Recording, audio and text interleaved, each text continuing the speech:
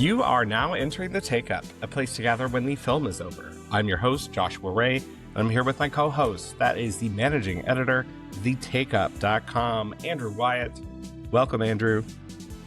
Hello. On this episode, we are covering a new release that we kind of already covered. That's Be Gone's Resurrection. Stay tuned to find out if it makes it into the Take Up's canon. And then we'll have one more thing. Andrew, I have to thank you for postponing this so that I could watch this movie again. You know, walked out. It screened at, hi everyone. It screened at the Webster University Film Series, and I watched it at home on a screener. You know, what privilege. And, you know, you can do your thing where you're like, Josh, no, people will get this movie. No, Andrew, it's a lot of movie. It is a lot of movie. I did not get it at all the first time and yet still loved it. I say at all. We can talk about my different experiences with it, but the second time, I'm so fucking high off of this movie right now. So was it the second viewing that did it, or the second viewing in a theater? And you feel like the theatrical experience unlocked something for you? Absolutely.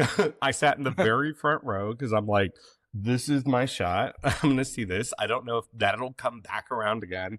But yeah, I'm really happy I did it because, hey, did you know like a digital screener is not the ideal way to watch a film about the totality of cinema? Shocking. I'm so surprised. All right, well, we're here to talk about Be Gone's latest film, that is Resurrection. It's a film that's played locally at the Webster University Film Series. You heard its director, well, the series director, Pete Timmerman, and I talk about this film on the last episode. If you haven't, go back into your feed. Just one more. But this will be a long discussion with me and Andrew about this one. This is a big fucking movie. A giant porterhouse steak of art cinema. I love it. With a baked potato and a side salad. There's a dessert for sure. We have a relationship with Be Gone because we really bonded over Long Day's Journey into Night. And even recently, because we got to see it in 3D for the first time locally. Also thanks to Webster. This is not sponsored by Pete and Webster, but just a very good friend of the pod. Yes, very good friend and an excellent programmer. And yeah, hey Pete. He also got an earful of just stream of consciousness after my second viewing of this. But I think we were excited to be talking about it. Okay, so this film has sort of, yes, it does, discrete, distinct chapters. We're going to do something different. How about we go through the film chapter by chapter? Chapter by chapter. How about we have some structure? And but first, let's kind of situate Be Gone in our audience and who Be Gone is. I've already dropped Long Day's Journey into Night as being like, you know, pivotal Take Up canon. Absolutely. Yeah, it's up there with Suspiria 18 as part of Take Up lore, I think. Yeah. And he had a previous film came out, his debut feature came out in 2015, released here in 2016, Kali Blues, and was such a kind of an exclamation point debut because it's a very dreamy film, but it also features in its second half about 45-minute long take that is virtuosic in its construction and its deployment and its dreaminess. And of course, the way it works thematically in that film. And then Long Day's Journey into Night did the same thing in 3D, but now we have a film almost 10 years later from its start called Resurrection. And the first chapter is called Sight. Now, none of these are named within the film, but they are in the closing credits And the second time I watched it, I thought I was a genius because I figured out that each of the 5 distinct parts relate to one of the 5 senses. I thought I was brilliant. I'm like, oh, such a film critic for understanding this. It's in the credits.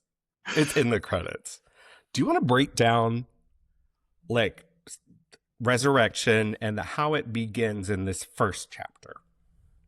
Yeah, I mean, it does have, depending on how exactly you want to slice and dice the different modes, but I think narratively, in my mind, there are 5 sections, one of which is a frame narrative, right?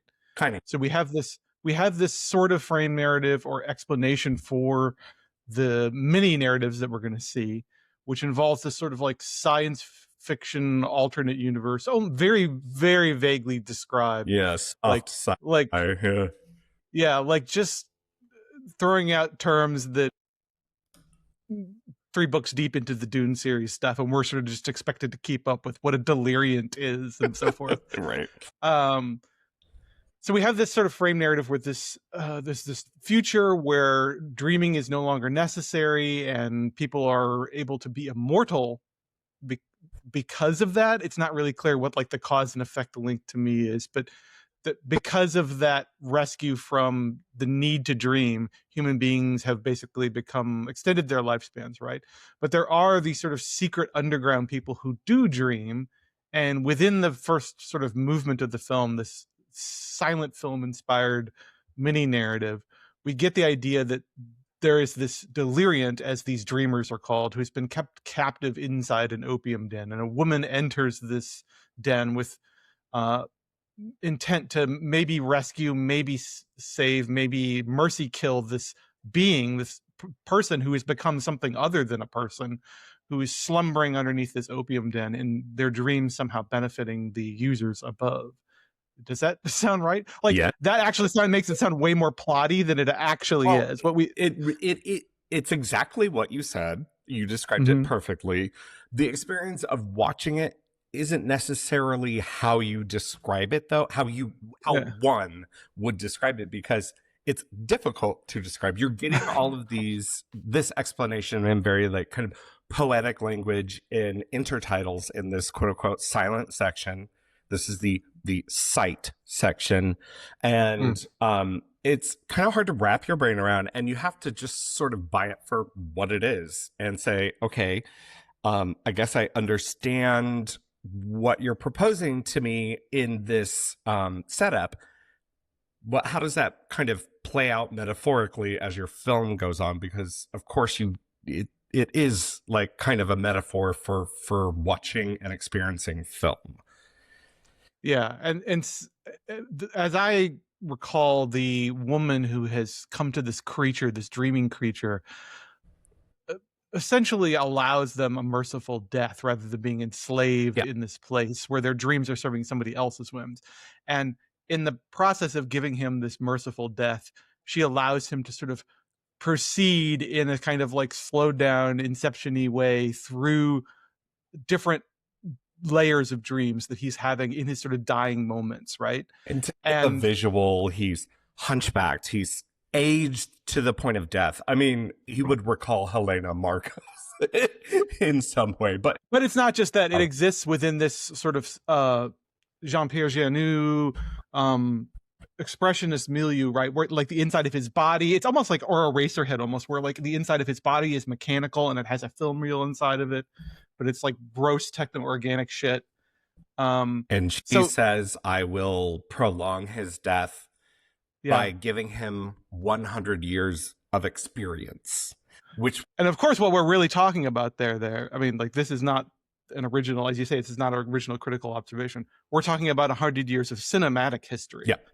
And that's not immediate. That's not made immediate to you, even though you're watching a silent, and it is kind of, it's still in color, it's sepia tone. The frame rate is played with a little bit, where it's sort of herky jerky. But it's all there are both special effects and in-camera tricks done in that sequence, which are sort of vintage tech, like both applying vintage techniques and modern techniques to those. The important thing is that it involves a lot of visual trickery and a lot of sort of it recalls specifically Georges Méliès, a Trip to the Moon, Hmm. kind of originating magician of cinema. And if Bigon is up to anything in all of his films, that he really does believe that cinema is a sort of magic. And this is something that we can probably talk about, in that whether his films are kind of ostentatious in that way, or they're sort of genuine in their feeling for cinema. And he kind of is put in the background as a filmmaker, and he's interested in what the mechanics of film can do. It's not like, look what I can do. It's more, look Hmm. what this can do. Yeah, he strikes me as a filmmaker who's very much attuned to the role of filmmaking, the filmmaking art, in its relationship to truth, in the same way that, and I think this is clear in the text, the same way that dreams have a relationship to truth, right? Like dreams are very important in his all three of his films, and as another kind of non-factual truth, Yeah, for lack of a better word. that That's what I kept thinking about. So the first film of his I saw was Long Day's Journey, and then I went back and watched Kylie Blues. Then I rewatched Kylie Blues again this past weekend, and just that it's a to say even call it a recurring theme doesn't even seem to do it justice. This is his fixation. This is the thing that he's fascinated by in the best possible way. The idea of this continuum between stories, cinema, dreams, and waking life, and how those different ways of expressing truth, not necessarily fact, but truth, are all sort of bleeding together. And this is a man who loves movies, but not maybe like in the, you brought up Malay, but maybe not necessarily in the Hugo Martin Scorsese kind of way, in a slightly different, diffracted way. I'm not really sure how to describe it. It's such a deep understanding of cinema and such a deep love of cinema that he understands its limitations, and understands them so well that he's in love with those as well.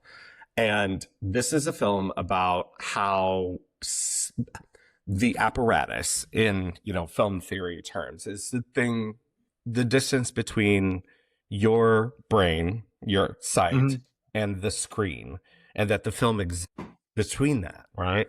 And that film in some way is the ultimate art that connects us. And that is beyond its sort of technical or the limitations of the art itself. Mm. And that even within those limitations, there's still a seed of magic. And this chapter is called, or is Sight, in that he's doing a lot. There's a prolonged long shot of the opium den that looks like what's that thing you open at Christmas day by day? What is it? Like an advent Calendar. But it's all these cutouts and different layers of screens and still cutouts, but then also moving kind of diorama. It's a diorama of the opium den.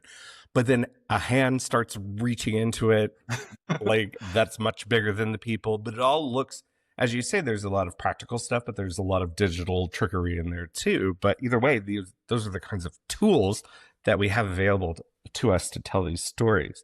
One thing we haven't mentioned is that I was thinking a lot about this because Shu Qi is the actor who is playing the savior, the female character who's like sort of managing this. I don't know, what would you call her? How would you refer to her? The projectionist. Okay, so at once the projectionist, but she's also sort of the director. So she takes on like a kind of curatorial, in that she gives these experiences to him, but it's also like, well, I would say that it is one of the things I like about this film is that it doesn't so obviously map in that kind of one-to-one way. Like it doesn't. She's not obviously the director. She's not obviously the projectionist or curator. She's doing something else. I do think it's important that the way she talks about this person or this creature, the deliriant, is consistently a piteous kind of regard for him. Like she's not showing him these things. So these chapters that we sort of walk through, which we get the impression are happening inside his head, or he's experiencing them, and we're kind of like walking through film history. I never get the impression that she's doing any of this in any way except through as like a kind of balm to ease him into whatever death he's going to have at the end. She's these specific visions that she selected, each of them has a purpose, and the purpose is consistently not to like hector him with a lesson or anything of that nature, but to kind of like ease his spirit on through these decades into whatever is waiting for him afterwards.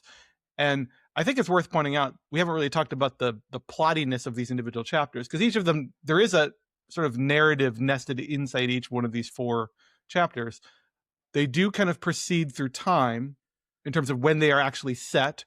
They somewhat, not very strongly, they somewhat exemplify different filmmaking types. Well, let's get into them. Okay. But I want to point out that this isn't like a pastiche film that's not trying to just like perfectly replicate a bunch of vintage styles and inserting them into his sort of pseudo anthology film. It's not exactly what's going on here. It's more a remembrance of cinema past, or a kind of essay on someone's relationship to the past through cinema. And I know that seems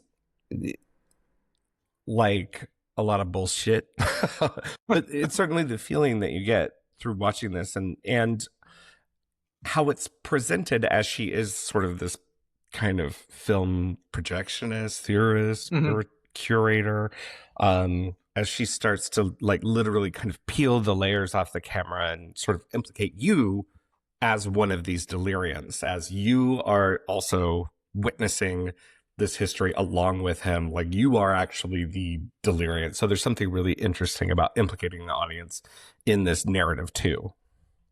Okay, so first we have the what I guess we would call the audio or hearing sense, right? So we are on to chapter 2, which is really the first chapter, and this is called Sound. Please describe what sound is ostensibly about. And we should, I mean, this is a noir. Shifting aspect ratio shift and color timing changes, and it does start to adopt it gets very close to a style, but it's an approximation of a style, like more experiential idea of a style. So you said it's a noir, right? Yeah, I mean, I don't want to get into the unpacking the plot of each individual section in great detail. Yeah, we'll be here forever, but the first chapter, what I think of as the first chapter, which, as you say, is actually the second chapter, is sort of a noir mystery about a man who's killed another man by stabbing him in the eardrums. And there's also some MacGuffin about a suitcase, which may or may not contain a theremin, a musical instrument, and a sort of cop figure, or an authority figure. This is sort of war or interwar. It wasn't entirely clear to me exactly when we're set, but we're early 20th century, and there's this cop or law enforcement figure who's moving through the story in the tradition of like a detective character in a noir, and of course becoming more and more wrapped up in the victim's story, and then following the victims or perpetrators' footsteps in a way that imperils him increasingly, and some beautiful like literal Hall of Mirrors shit that's being done in the climax of that first section. Yeah, if the first section recalls a specific filmmaker that's like Georges Méliès, the second recalls, for me, Orson Welles, and his like specifically American expressionist version of a noir, but mostly because it's got that Lady from Shanghai moment, and that another preoccupation of Bigon's is the mirror, and a mirror kind of like reflecting but refracting but also dissolving, showing you the truth but its opposite, and all this good stuff. As the detective finally like solving it, the mystery, realizes that there was another mystery afoot, and he's actually become so too far in that he is obsessed, and someone told him he would get obsessed with this box or suitcase, they're calling it, that just ultimately contains a theremin, which he plays. And I'm not at the point where I'm understanding every single metaphor, but I am at the point where I'm vibing fucking hard at the representation of each thing, and it's ideas of cinema being this kind of art that is the seventh art, how it incorporates every kind of art. But here he's talking about the experience, the sensory experience specifically. And with each chapter, he's showing us how, although it's not capable of taste, how the cinema replicates these things, how technique shows you these things, and how you get this kind of full-bodied experience by watching a film. And it's the closest way you can get to being another person. Right. I think part of the reason I think that Begun worked so well as a filmmaker is I think he's attuned, and he is a poet. It's like one of his. He's a real polyglot, and one of the things one of his other arts is poetry. Some of his poetry is featured in Kylie Blues in the dialogue, in the sort of voiceover dialogue. But here's a guy who clearly recognizes that cinema shares actually a lot in common with poetry in the sense of how evocative, when done well, how evocative it can be for those things which cannot be sensed through that medium, right? With poetry, it's one additional sense. We don't have much of anything other than the text. But there are things like our next chapter, taste, that can't really be replicated cinematically if we're not in like the smell-o-vision technology. But when we talk about cinematic representations of, like, part of what this second chapter is doing is nailing that exact problem of how do we represent something like taste within an audiovisual medium. And of course, one of the characters in the second chapter is a literal personification of taste as a human being. So we're kind of getting into that idea of realizing and personifying things that cannot be represented by this medium in that second chapter, which I really loved. And as we move into this, we should say that the delirium is played by the same actor, and although to me, the first time I watched it, that was not apparent. But that's to the film's credit and how creative they are in making him into different quote unquote characters throughout each distinct. Yeah. Jackson Yee is the name of the actor who appears in every chapter as one of the main characters. Yeah. And he is kind of chameleon like, and how they. And the main character. I mean, because we get these interstitials of a candle melting and describing his journey through these films, if you will. And there's the ghost of Shuki. And for those of you who don't know, or maybe need a visual, Shuki is probably best known as the actor from Hou Hsiao-hsien's The Assassin and Millennium Mambo. She's a Taiwanese actress, but really made her mark in Hong Kong. She's in Jackie Chan film Gorgeous. Tony Leung's also in it. Talk about gorgeous. Anyway, she's in Korean So Close. I think those are probably her most well-known. I don't know. Someone's going to yell at me for not mentioning something. But so it's a big deal. And she hasn't been in a film, don't quote me on this, since The Assassin. So she's kind of first billed, but she only appears in the kind of quote-unquote framing story. But he is a different quote-unquote character in each, but the same person. Mm-hmm. Yeah. So the same but different. This same but different. Yeah. Our second chapter involves this sort of wintry, abandoned monastery landscape. Again, we're further along in time. It appears I've sort of just mentally placed this in the Cultural Revolution, which would line up with like ruined, a Buddhist monastery being allowed to go into ruins or being partially destroyed. 70s, and it's nodding towards cinema of that time too, which would be, especially in China, talking about the wuxia film and talking about filmmakers like King Hu or Shaw Brothers films, but it is not that. The setting is that, and some ideas that it has about about magic or like spells and supernatural things happening. Like it's a ghost story. We could say that the second is maybe the closest one to being a full-on ghost story. If the first one is the sort of like obsessive horror tinged Jacques Tourneur noir, then the second chapter, the taste chapter, is maybe the closest to being like a Chinese ghost story inflected a little bit through Japanese 60s and 70s Japanese horror traditions. Well, yeah, it definitely tracks too. And during this session, he's a laborer who goes to this Buddhist monastery, this temple that's in ruins, and where he used to be himself a monk, I Right. think, which is a really important point. and is doing this excavation work and stealing or taking these Buddhist statues, but he kind of focuses on one and that it's hollow. Look, I don't want to get too into it, but there is a thing that happens in this that made me want to pass out. And you know what I'm talking Which is? about. But that he takes, so he hears a voice that tells him to take a rock, taste it, use that same one, and tap it against his tooth and tap it hard. And he does that, and he knocks a fucking tooth out, and it hurts, and he pulls it out. I don't like. But then he takes it into snow. He puts it in a snowball, throws it over a wall, and then up comes the actor from Collie Blues. Such a welcome return to the screen. Yeah. As Ghost Dad. Chen Yangzhang. I just remember him saying that he was the spirit of bitterness. Yeah, so he represents bitterness, and there's different ideas about the conflicting, it's opposite, and the kind of marriage.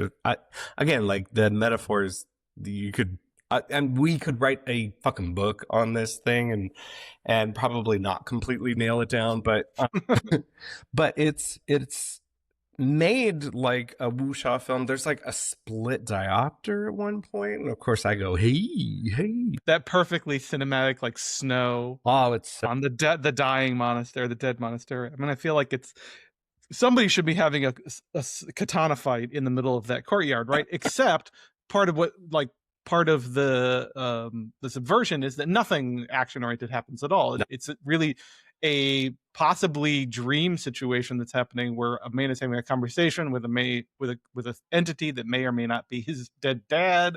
Like it's a what's the phrase for magical realism, right? Sure. That's sort of the approach, even though the setting is sort of fairy tale perfect in its cinematic qualities. What starts to emerge for me at this point is a kind of a person's history refracted through cinema.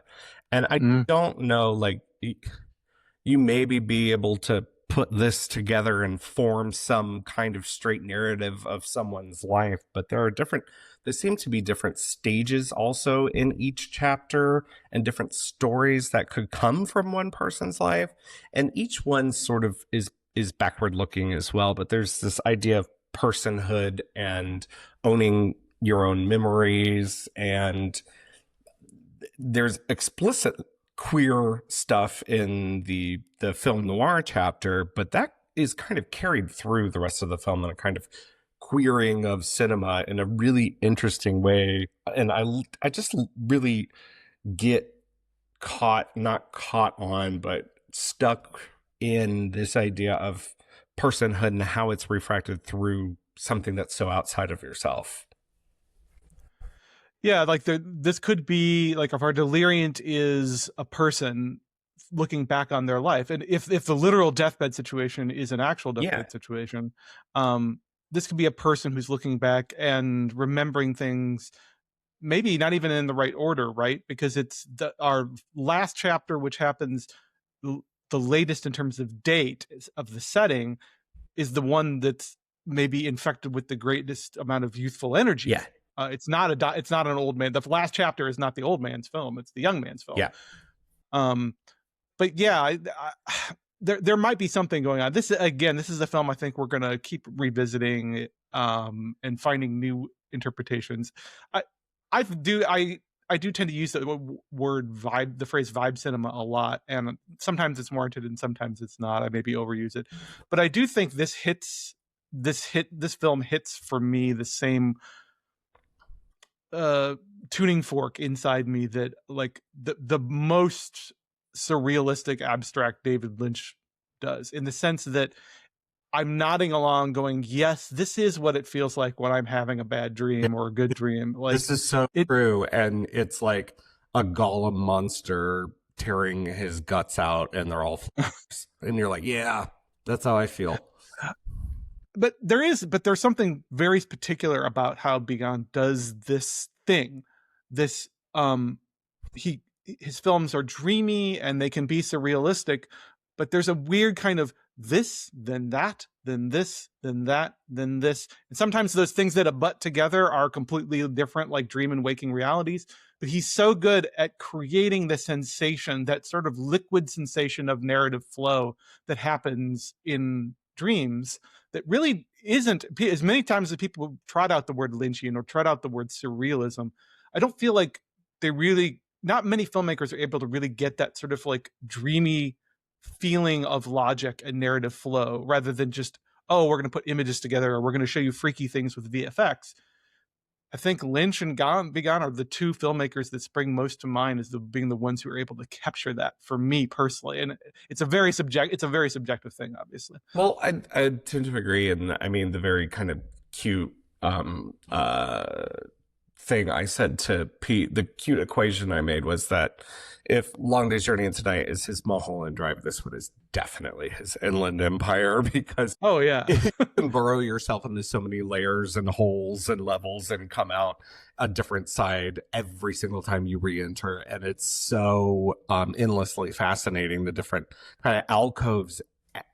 And you're so right though, and it's so different from filmmakers who I think about who are interested in memory, Tarkovsky, even though there are a lot of Tarkovsky-like hallmarks in this one, certainly the mirror, the reflection, and the passage of time, but the narrative structure is always built around dream and the way dreams work.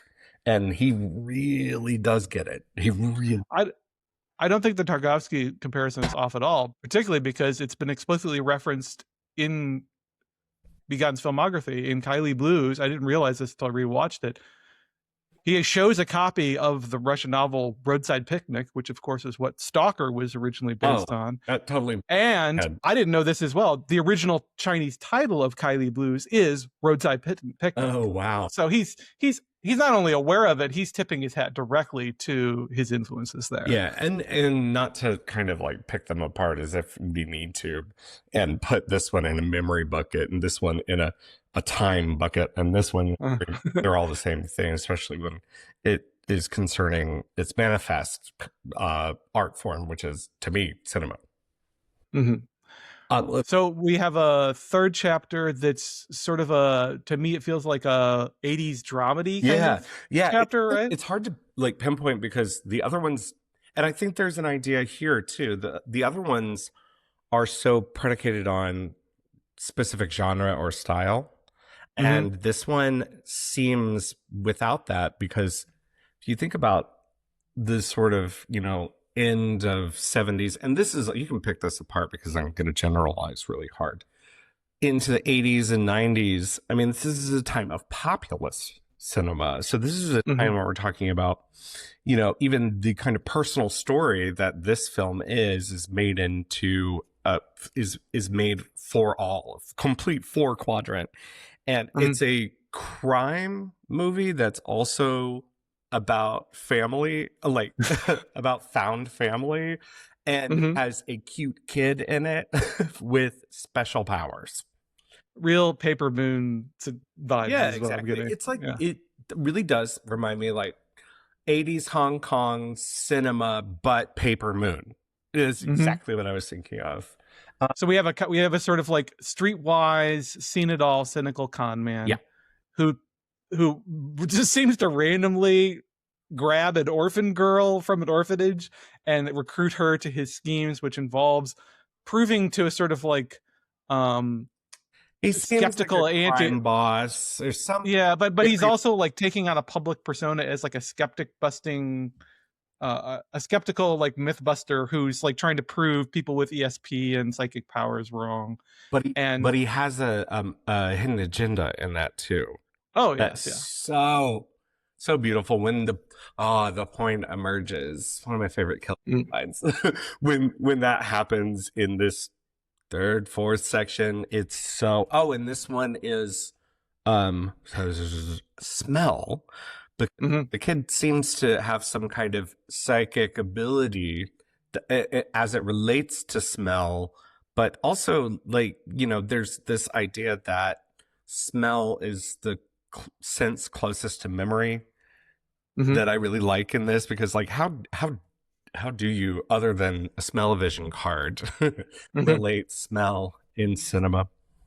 Well, and part of what I mean, they explicitly talk about that when they talk about the technique, we're in this hazy place where we're not sure whether it's really a con for a while Yeah. or whether this girl actually has some ability to do this to use smell to identify playing cards, sight unseen. But of course, when they're when they're constructing the con that they're going to use as a part of this sort of street trick, he specifically is teaching her mnemonic devices, how to associate certain gestures, certain cards with sense memories. He talks like there's that genius way that he dangles out the promise of a trip to the beach and uses that to like 2-layer deep psychologically signal to her which card is the correct card during the actual trial. It's that this is the one chapter I think that's starting to be the most sort of narratively straightforward, Mm. like much more than the more expressionist, dreamier earlier chapters.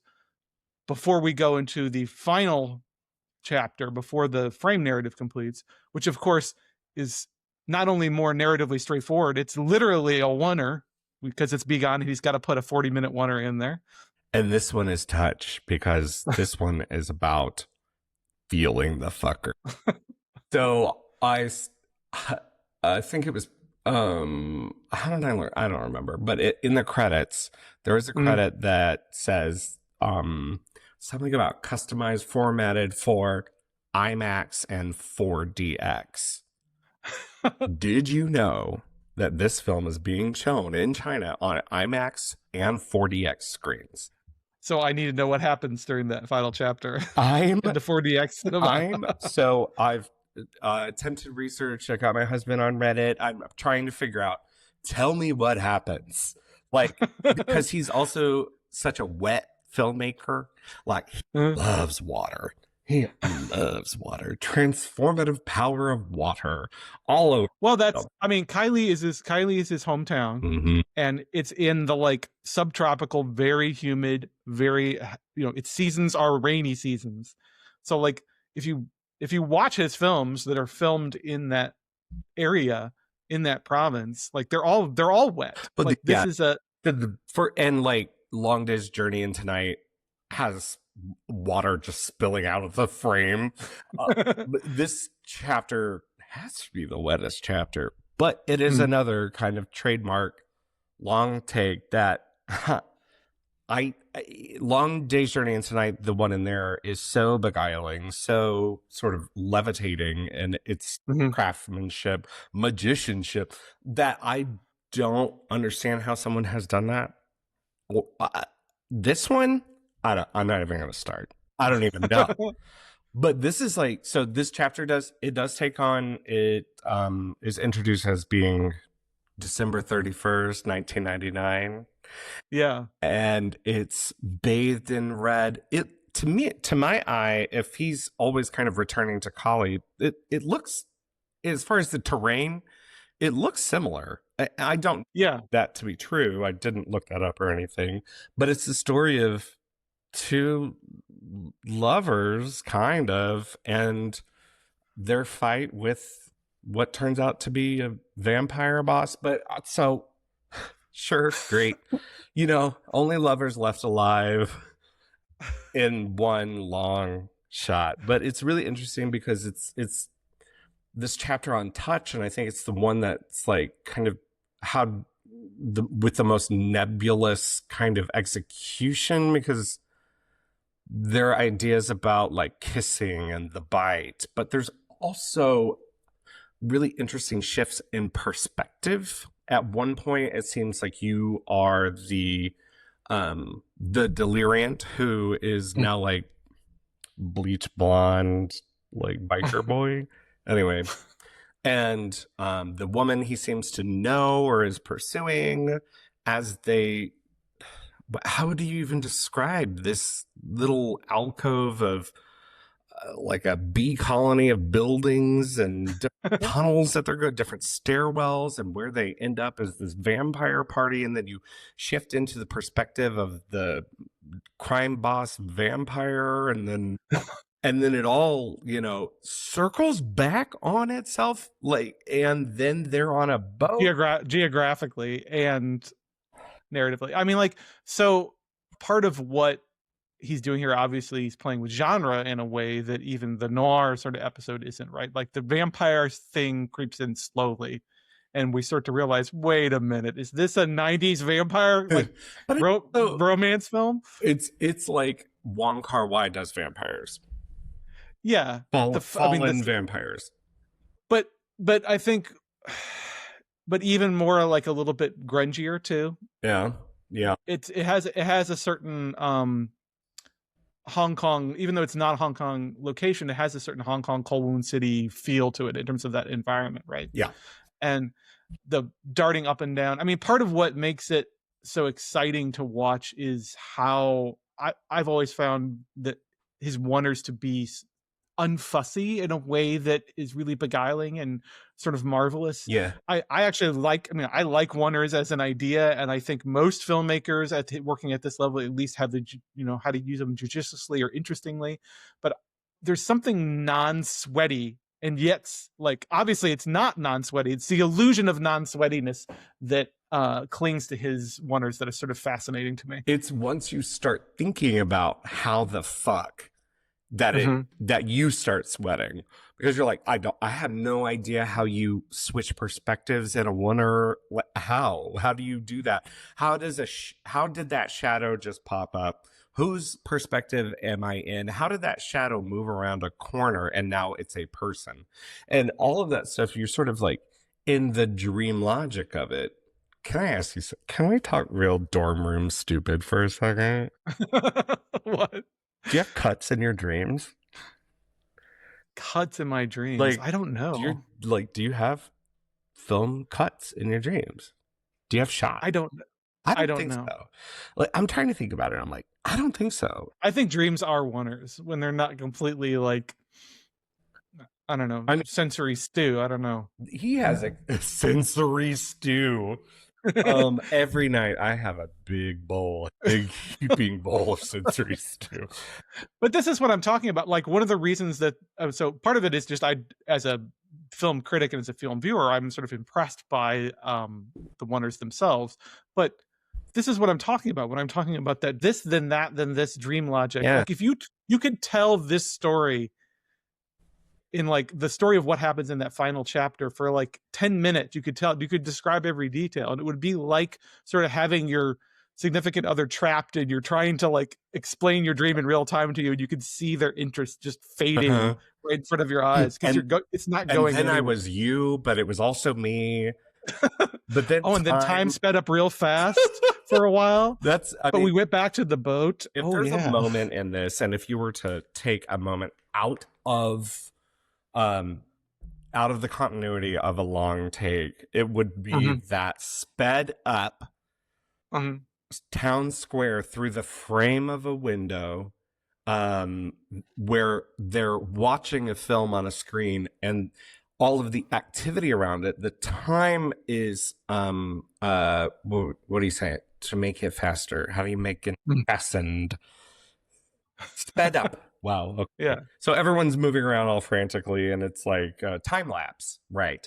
But the film that they're watching is playing in real time. Like, first of all, it's in a one take. So did they sit there watching the film in super slow motion for hours? In the like, so is this? I don't want to know how it was done. I don't really want to know, because then it keeps going.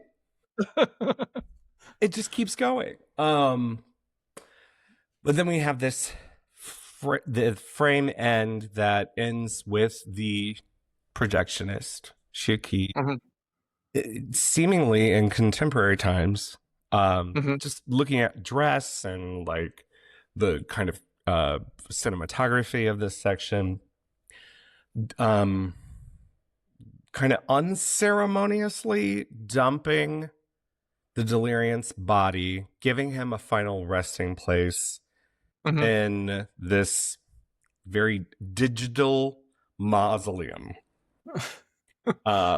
So I think there's an Like interesting, tube, like some kind of weird tube punk archive is what I think of yeah, it is. yeah. It looks to me like a server room threw up on in this film, but and then of course there's a very kind of poetic, but also I don't want to give it away about the candle movie Mhm.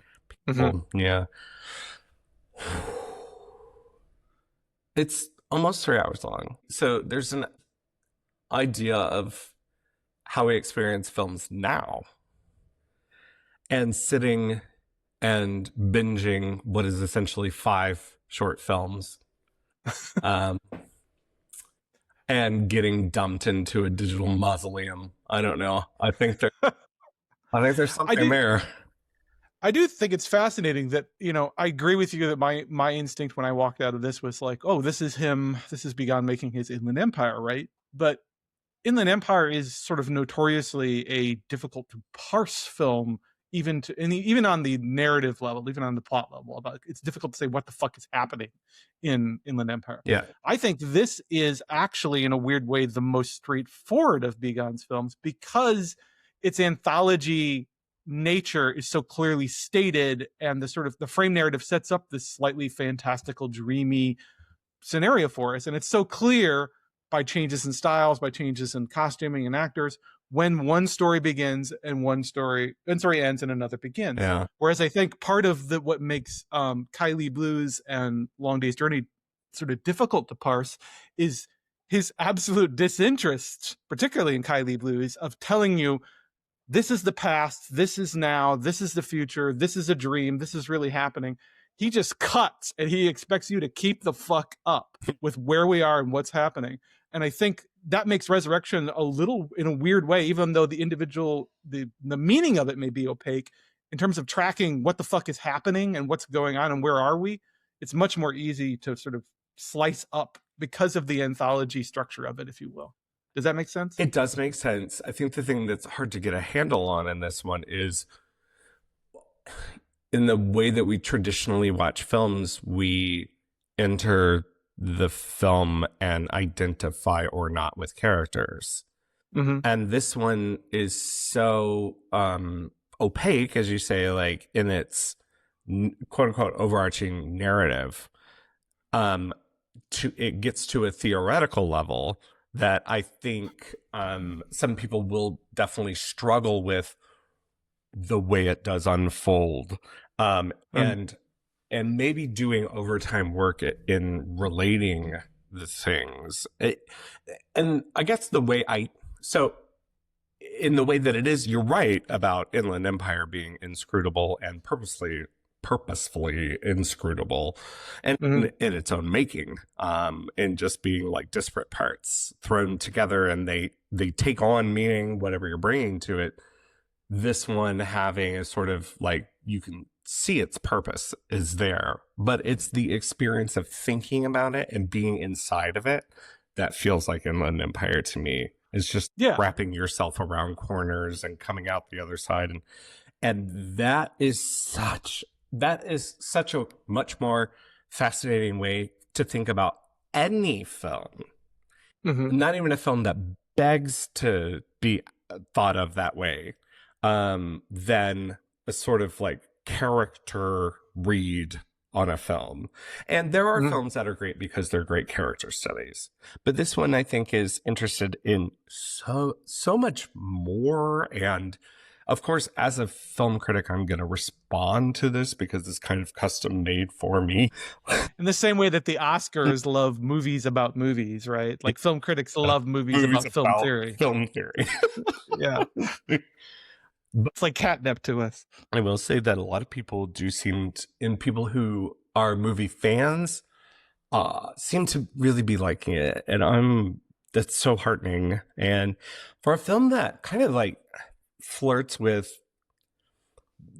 an apocalyptic idea of cinema, like, the death of cinema, I think I said something like, you know, if cinema's dying, I still have my camera. Is what this feels like to me. But Well, it's I think there is a very distinct kind of bittersweetness to this film that feels simultaneously like two things. It's a eulogy for a certain kind of cinematic experience, but it's also, in a weird way, to me, it feels like Begun saying, we are just getting started with this medium. We haven't even had 100 years with this medium to figure out all the things that are possible that we want to do with it.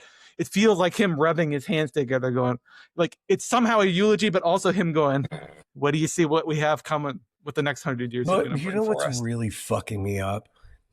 Do you know that he's 36 years old? I know. Do you know I got so depressed? Three features and all bangers. Three features over 10 years. He was 26 when he was the Citizen Kane age when he made Holly Blues. And, you know, it's not Citizen Kane. But I'm so depressed. I'm like, no, to me, this is exciting. I mean, here I am. It is. This is why, you know, we're on a terrible timeline right now, but some things about this timeline are great. And the something about this timeline is great is that here I am, I'm a Midwestern white 50-year-old dude who is just ecstatically excited to be living on the same timeline where we have this great filmmaker. I mean, to me, he is, I think with 3 films now, I can say who I've all adored. I think he is maybe the most consistently great working Chinese filmmaker for me personally. I just wonder, like, once you make this, what do you do next? Yeah, what comes after that? Like this again, if this is Inland Empire, it should be his final film. Like, right? Well, no, his Inland Empire, his Turin horse. Now like, he shouldn't. I want to see his Twin Peaks The Return. Yeah, you go. Series. You just keep that thing rolling, buddy.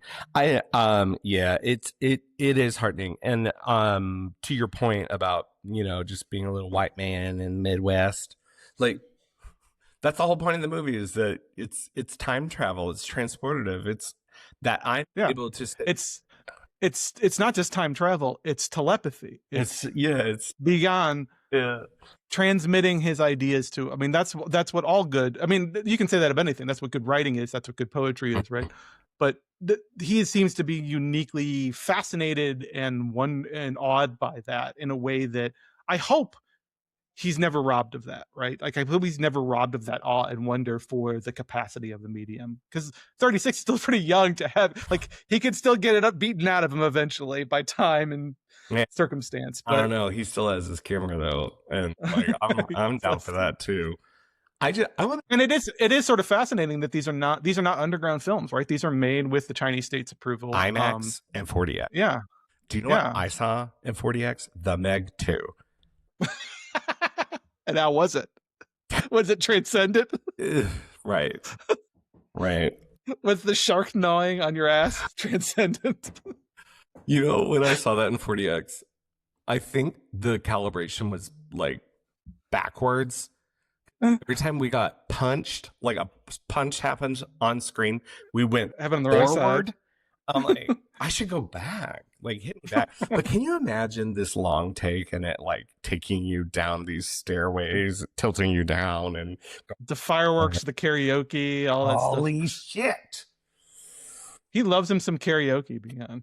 Karaoke and trains and clocks. I'm noticing since I just revisited Kylie Blues, I'm noticing the recurring motifs now. Here's the deal.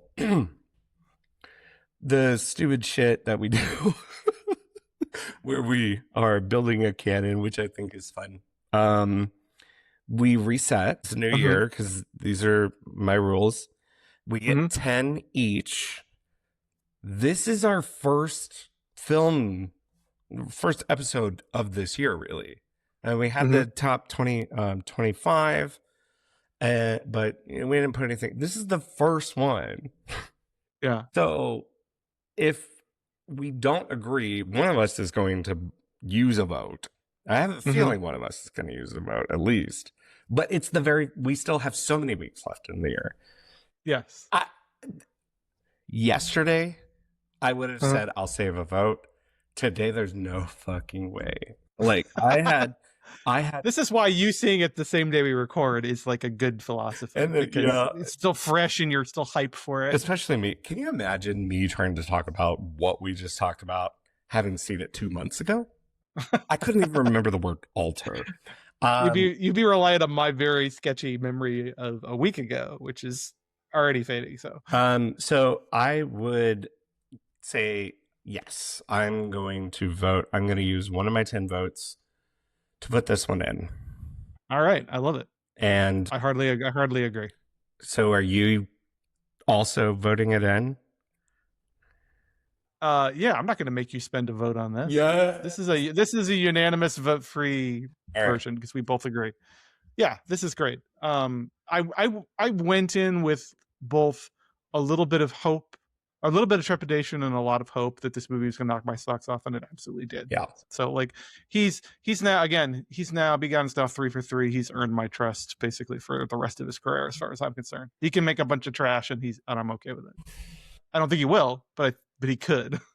So now we come to the fun bit where I try from memory to recount everything that's in the canon.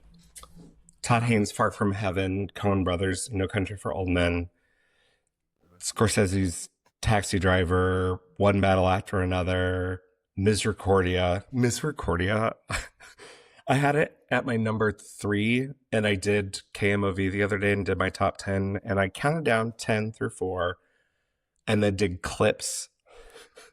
Oh, really? Of 3, 2, and 1. Not only did they use the trailer from Misericordia as the tease for my segment, they also almost showed his dick in the shower. I saw it out of the corner of my eye because I wasn't looking at the screen. I saw it out of the corner of my eye. I'm like, oh my God, I'm going to get into so much trouble. Someone's grandma is going to be like, hey, put that French movie he said was good on. Well, grandma's going to get surprised in a whole bunch of ways in that movie. Yeah. Oops. So, okay, Misericordia, The Graduate, Rushmore, Suspiria, Resurrection. Yeah. Did I get them all? I think so. I don't have it open in front of me. Was I supposed to? Was I supposed to be checking your work? I saw you looking at something.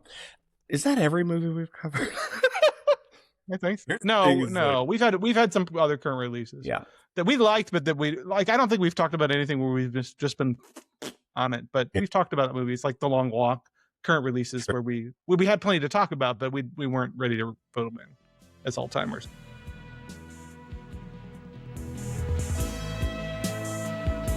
Yeah.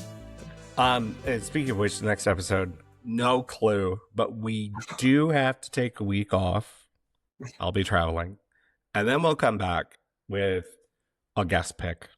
What that is, I don't know, but it will be fun. So until then, we've got one more thing. Andrew, you go first. I actually have to I have to limit myself because I'm feeling the you got love. too many things swirling around in your brain right now. Feeling the love right now. This movie has me excited for movies. I'm gonna pick another older film that I saw in the last week or so. I've been doing the Criterion Channel thing in January to kind of lodge myself out of a funk for not watching as many movies as I should in 2025. I'm trying to be more disciplined and watch a lot of movies, and basically just actually exploiting my the subscription services that I use by picking things that I haven't seen or things that I know I love and rewatch. I've been watching the diary and the logging. You've been watching good shit. What I'm curious. So I want to talk about a film that was new to me, so it wasn't a rewatch, which was Stephen Frears' 1984 film The Hit, which might be my new favorite Stephen Frears film. I saw this on the Criterion Collection through their current Terrence Stamp tribute section. It's not a very long list of films they have on there, but this is one of the films that jumped out at me because I had recognized it. I like Stamp. I knew I wanted to see some of his earlier stuff. This movie blew me away. So how can I describe it? So this is sort of partly a sort of crime picture leaning towards a kind of criminal fiasco film where like the crime in question goes really badly. First very slowly badly and then very quickly badly, in a sort of kind of Coens-esque way. But this is also explicitly an existential like road movie about death and the fine line between living and dying.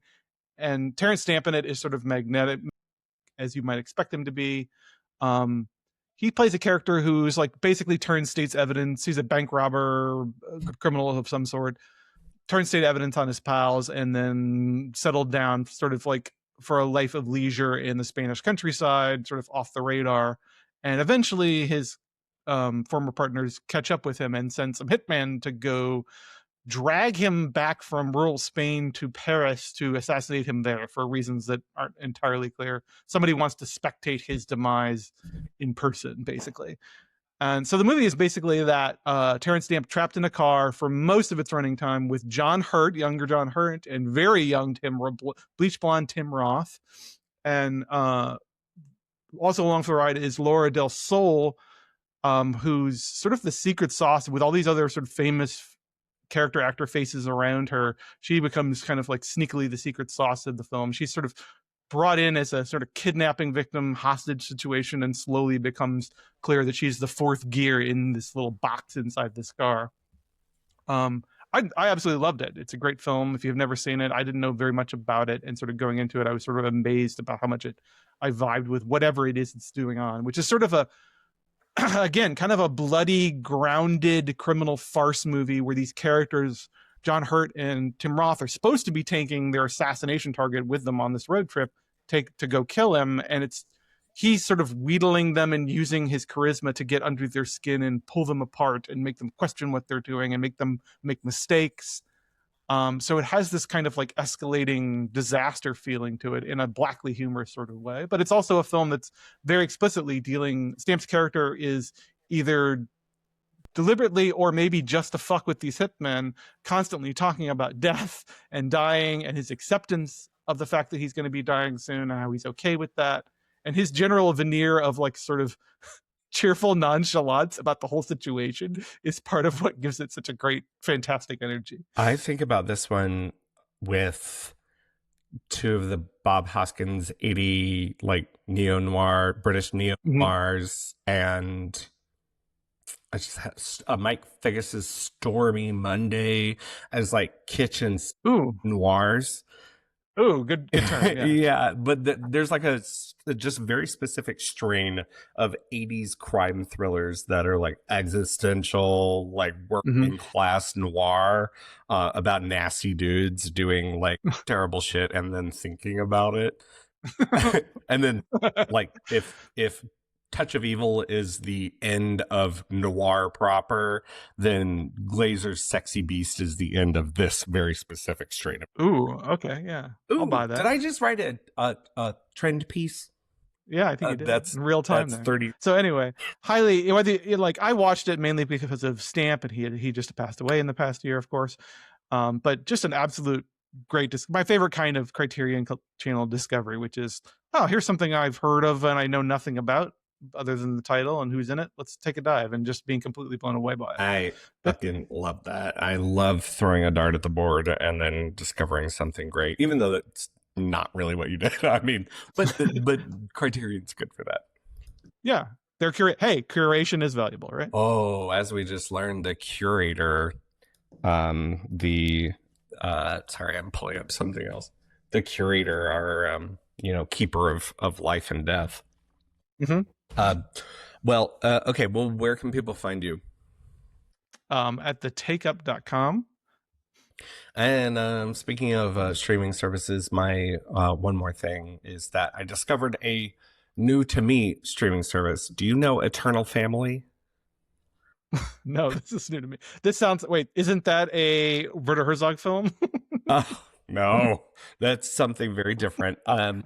Okay. So I was just scrolling on Instagram, as I tend to do for hours these days, and I came across a post about a film that we've seen and liked before, that was Son of the White Mare. Oh, yeah. The Hungarian animation. But it was like a few of my friends had liked it, and it was like something called Eternal Family, and I'm like, oh, they know a cool movie. I want to see what it's a streaming service. It's a cheap streaming service, and they pride themselves on having cool, weird, underground shit all the time. So I signed up for a trial. I'm going to hang on to it for a while because they've got So here are a few of their things. You can go to eternal.tv or Google Eternal Family. They have apps. I don't know that they have like add-on services. I just signed up straight on the website. But here are a few of the like programs that they have. They have a Shaw Brothers collection, so that's probably one of the reasons I signed up. They had some Shaw films that I've been wanting to see, but they also had like animated features, but specifically Eastern European animation. So there are a few things on there. We threw a dart at the board on this one and landed on something. Well, it might be specific to me. It was called Cat City, and it was a couple cats in suits. So I clicked on it, and it is a Hungarian animated film about a kind of the mouse resistance against the authoritarian cats, and like the kind of underground railroad of spies and resistance fighters that are mice, and the kind of dictatorial cats who are spying on them, thwarting their missions. And this sounds like a fictional film, but it also sounds, if it's Eastern European animation, it is called Cat. Let me guess, they approach this with heart attack seriousness. They don't actually. So this one is a little different in that it is ostensibly a spoof of James Bond, but with the lens of it having like some kind of dystopian, or I shouldn't even say dystopian, some kind of right. The film is really kind of smart about that stuff and using the ideas of being in a political nightmare and how that can be done through genre. Films like One Battle After Another and Secret Agent that we've seen this year, but then it kind of goes off the rails in the Bond spoof in the second half. There is a Shaw Brothers film that I discovered that is called Holy Flame of the Martial World. So I would go to this selection. I'm looking at the selection here. It looks really wild. I mean, I'm seeing some like you say, like Alexander Pushkin fairy tale films from going through the Soviets, like Deaf Crocodile, like Ethan got but there's also Arrow. Like just complete exploitation Drek on here too. Absolutely. Oh, I'm just now seeing a Kraftwerk documentary. I hadn't seen that yet. There's something called Relaxing Soft Content with something called Home Movies Volume 1, Life is a Grand Parade. Anyway, so there's just a ton of weird stuff, more well-known stuff, cult things, cult films like The Pied Piper, the Czech animated film that's kind of been around lately. Ooh, and then like randomly the British version of Grave of the Fireflies, which is When the Wind Blows. Absolutely right. Scour your fucking soul out. Right. That's such a VHS cover in my head because it's like, that looks neat, Mom. Can I watch that? Anyway, so traumatize you for life. It's called Eternal Family. There's a lot of kind of fun stuff. I like that they have on there, they have live channels, but they have several of them. So you can kind of really just drop in and watch it like a TV station. Channel hop almost. Yeah, it's really cool. That's Eternal Family. But yeah, I've never heard of this. This sounds very cool. Yeah, you should check it out. Try it out.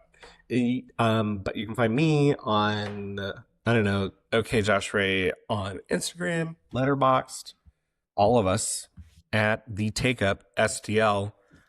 And on our next episode, we have no idea. It'll be something good. There will be something good. You know, to the few of you who make it to this point in the episode, I'm sorry. We don't know what it is. But I will thank Ethan Tarantella for helping produce and edit the show. Kayla McCullough for our social media. I had to take a big breath. This movie really did get me so jazzed that I think I tuckered myself out. Kayla McCullough for social media. Theme music by AMP. And until next time, dream a little dream of me.